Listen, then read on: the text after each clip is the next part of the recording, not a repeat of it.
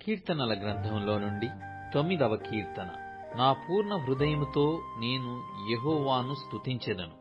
యెహోవా, నీ అద్భుత కార్యములన్నిటినీ నేను వివరించెదను.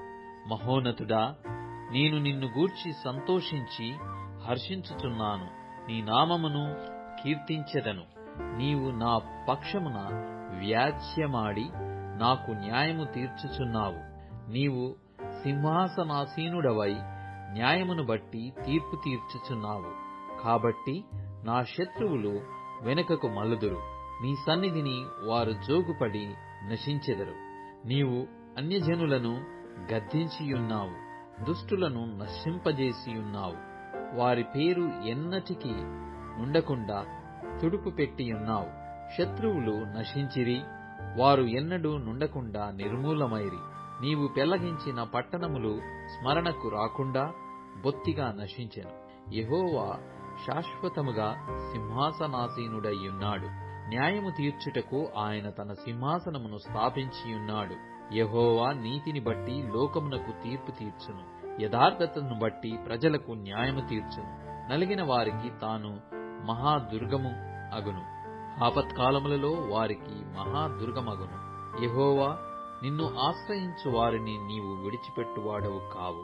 కావున నీ నామమెరిగిన వారు నిన్ను నమ్ముకొందురు. సీయోను వాసి అయిన యెహోవాను కీర్తించుడి. ఆయన క్రియలను ప్రజలలో ప్రచురము చేయుడి. ఆయన రక్తాపరాధమును గూర్చి విచారణ చేయునప్పుడు బాధపరచుబడు వారిని జ్ఞాపకం చేసుకొనును. వారి మొర్రను ఆయన మరువడు. నేను నీ కీర్తి అంతటిని ప్రసిద్ధి చేయుచు సీయోను కుమార్తె గుమ్మములలో నీ రక్షణను బట్టి హర్షించునట్లు యెహోవా నన్ను కరుణించుము. మరణ ద్వారమున ప్రవేశించకుండా నన్ను ఉద్ధరించువాడా, నన్ను ద్వేషించువారు నాకు కలుగజేయు బాధను చూడుము. తాము త్రవ్విన గుంటలో జనములు మునిగిపోయిరి. తాము వడ్డిన వలలో వారి కాలు చిక్కుబడియున్నది. యెహోవా ప్రత్యక్షమాయను, ఆయన తీర్పు తీర్చియున్నాడు. దుష్టులు తాము చేసుకొనిన దానిలో చిక్కియున్నారు. దుష్టులను దేవుని మరచు జనులందరూ పాతాళమునకు దిగిపోవుదురు. దరిద్రులు నిత్యము మరువబడరు. బాధపరచు వారి నిరీక్షణాస్పదము ఎన్నటికి నశించదు. యెహోవా, లెమ్ము, నరులు ప్రబలకపు రోవుదురుగాక. నీ సన్నిధిని జనములు తీర్పు పొందుదురుగాక.